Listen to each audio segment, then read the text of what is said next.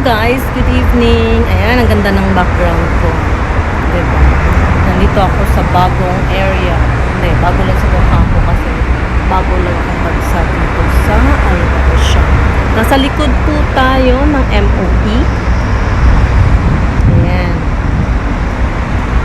Ayan, MOE po yan. Hindi klaro. Sa likod pala ng parking lot ng MOE. So, naglakad-lakad ako kunwari kasi someone told me, a friend of mine, he said that in order for you to lose weight, you have to walk. Ang problema sa walk, marami kang makikita, pagkain at ano pa, nagugutom ka. Ayun yun. Tapos, so, while walking from my place in Barsha near Mashrek towards the Mall of the Emirates, always makikita ko itong the Pizza Pie Factory. So, meron silang promotions all day na 15 dirhams yung pasta. So, ngayon, sabi ko, try ko kung anong masarap yung pasta nila. Hindi ako nag-order ng pizza, but I did order the garlic bread kasi favorite ko dun ang garlic bread.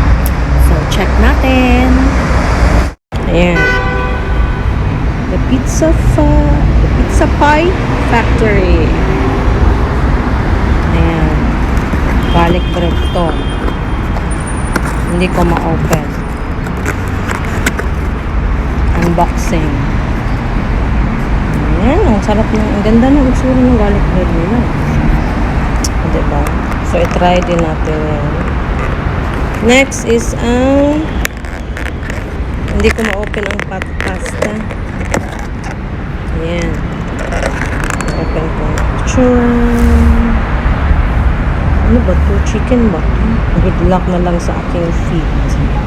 Ayan, filter tayo. So, i-check natin ang kanilang garlic bread. So, gusto ko yung itsura ng garlic bread nila.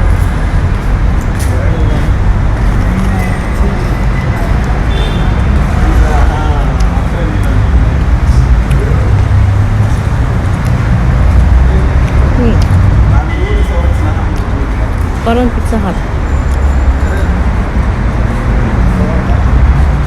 Pero yung Pizza Hut kasi, as I can remember, yung siyang brown all over.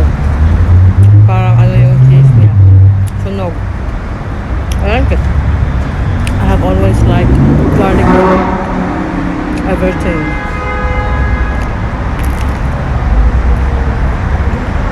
Kahit na yung sa ano yung binibili ko? Yung sa Spanish na yung garlic bread. Parang binibili ko din yun. Ang sarap na isaw-saw sa kape. O diba? Magana ba ito video? Ayan. May ma-upload ako sa Reels. The next, i-try natin yung pasta nila. Masarap pa siya. Ayan. Masarap nga yun. Next is ang kanilang Penny Alfredo. So, meron pala siyang chicken. So, good luck sa rashes natin, guys. Hindi pa rin natanggal yung rashes ko. Ano ba yan? So, dito ako sa park. Parang maliit na park siya, diba? Ito yun. Tsaka parang mall to na maliit. Ito, nasa gilid ako ng Dozo Loop. Hindi ko alam. At saka ito. Vape yata to eh. Yung isang shop na to. So, hindi ko alam kung pwedeng kumain dito. I think so, pwede naman. Wala pa naman ako nakitang guard. Malalaman natin pag nalayas ako ng guard. But so far, wala naman. So, ayan.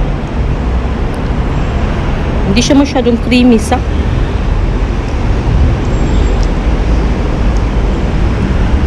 Ayan yung chicken. Pero tender yung pasta. So, try natin. Ang nahulog yan.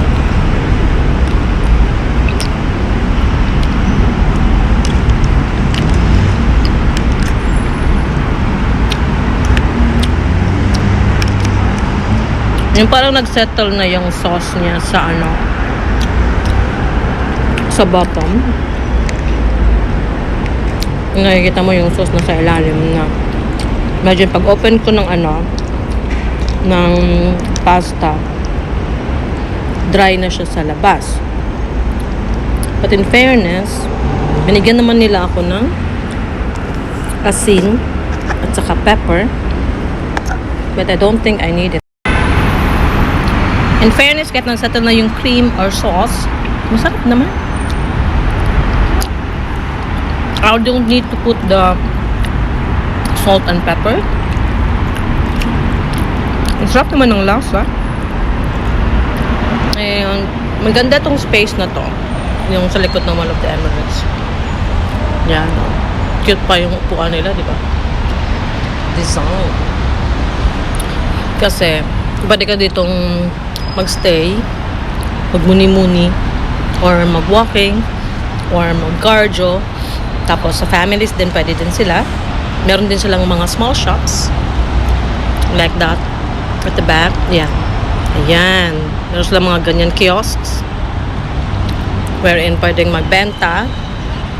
And nasa likod nito may park din. May parking area pala. Na parang park na din. Kasi may, nakita kong may nag-zumba doon. Last time. Sabi ni ate doon, magko-close na daw yung delivery nila. Yung company delivery talaga. Delivery service kasi mas malakas pa si Noon. Si Talabat at saka kung ano-ano pa. Imagine. Masarap siya in fairness. I'll recommend Pizza Pie Company. Nandito lang po siya sa Al Barsha. Malapit lang po siya sa Mall of the Emirates. Likod po. Thank you.